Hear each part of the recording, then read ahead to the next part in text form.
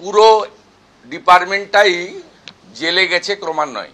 তাদের থেকেও বড় নির্লজ্জ কেউ হলে চুরি করে ধরা পড়ে যাওয়ার 1 ঘন্টা 1.5 ঘন্টার মধ্যে বসে প্রেস কনফারেন্স করে। এর জন্য অযোগ্যদের জন্য যোগ্যদের চাকরি গেছে, এর জন্য আমি নাকি দায়ী। সবাই চুপচাপ ছিলাম, এবারে মরণ কামড় দিয়েই তারপর মরবো, মরে তো যাবো।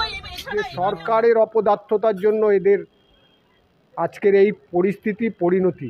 অনেকে দেখবেন আত্মহত্যা করবে, কতগুলো পরিবার চূড়ান্ত ধ্বংসের দিকে এগিয়ে যাবে, তার জন্য দায়ী কে? দায়ী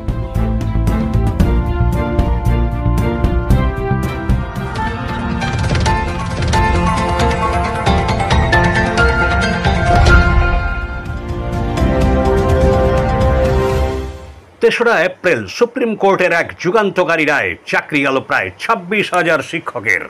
ইতিপূর্বে কলকাতার হাইকোর্টও একই রায় ঘোষণা করেছিল। এদিন সেই রায় বহাল রাখল দেশের শীর্ষ আদালত। উল্লেখ্য, রাজ্যে শিক্ষক নিয়োগে ব্যাপক দুর্নীতির জন্য চাকরি খোয়ালেন যোগ্য শিক্ষকরা। রায় ঘোষণার পরই রাজ্যের মুখ্যমন্ত্রী মমতা বন্দ্যোপাধ্যায় নবান্নে একটি সাংবাদিক সম্মেলন করেন। আসুন শুনুন সাংবাদিক বৈঠকের কিছু অংশ।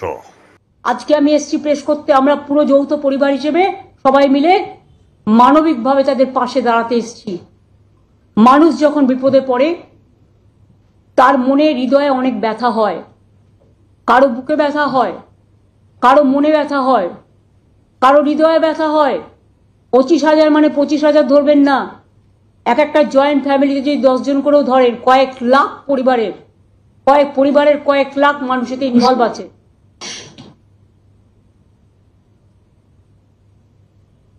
আর আমি অবাক হয়ে যাই, এখানে কেসটা করেছিলেন কে? বিকাশ বাবু।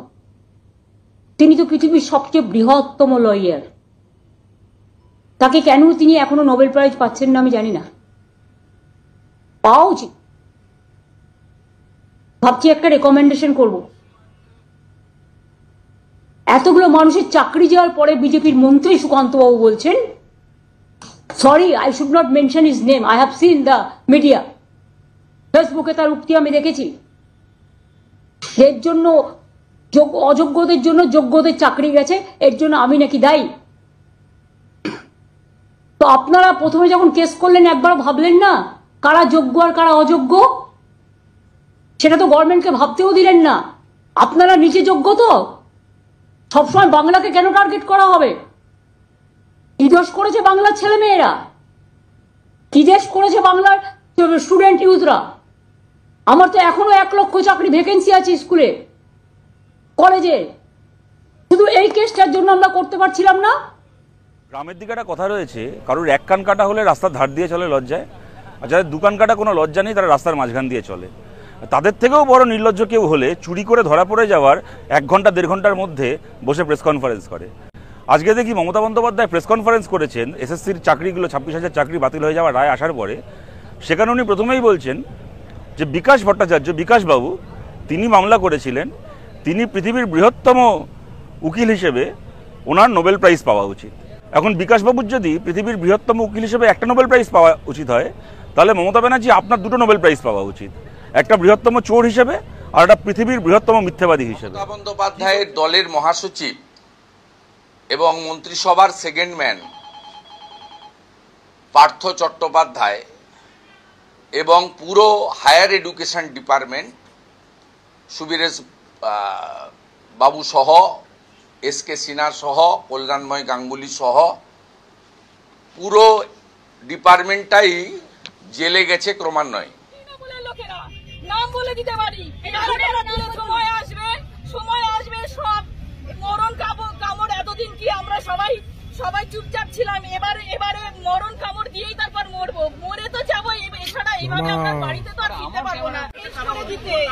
বাংলায় মমতা ব্যানার্জি জিন্দাবাদ,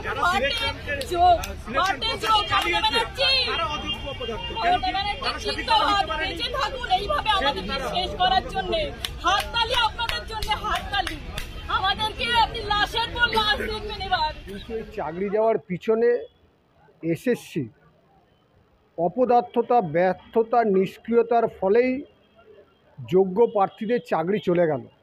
যারা অযোগ্য তাদের চাকরি সংখ্যা, যেটা অভিজিৎ গাঙ্গুলি যখন চিফ জাস্টিস ছিলেন হাইকোর্টে, উনি 6000 সামথিং অযোগ্যদের একটা চিহ্নিতকরণ করেছিলেন। যদি রাজ্য সরকার সেই 6000 সামথিং যাদের চিহ্নিতকরণ করেছিল অযোগ্য, তাদের লিস্টটা যদি দিত, তাহলে আজকের যারা যোগ্য প্রার্থী তাদের চাকরিটা চলে যেত না। এটার জন্য আমি তো মনে করি যে এসএসসি যেমন দায়ী, তার সাথে সাথে রাজ্য সরকারের শিক্ষা দপ্তর, যে শিক্ষা দপ্তরের যে অপদার্থতা, তার ফলেই কিন্তু এই যোগ্য প্রার্থীদের চাকরিগুলো চলে গেল। আগামী দিন এরা কি করবে এরাই জানে, দিশাহারা হয়ে গেছে, স্বাভাবিক ব্যাপার।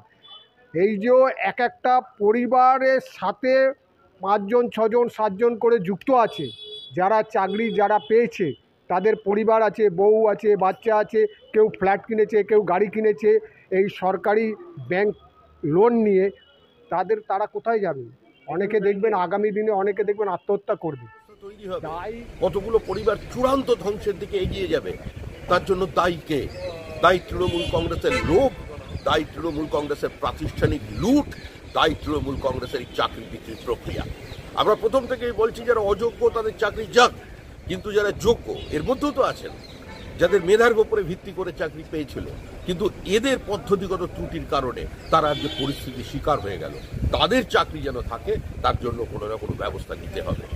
আজকে এই পরিস্থিতি তৈরি হলো পশ্চিমবঙ্গে, গোটা স্কুল শিক্ষা ব্যবস্থা ধ্বংস হয়ে গেল শুধুমাত্র তৃণমূল কংগ্রেস এবং তৃণমূল কংগ্রেস। পরিমল কর্মকারের প্রতিবেদন, এখন দিনকাল নিউজ, কলকাতা।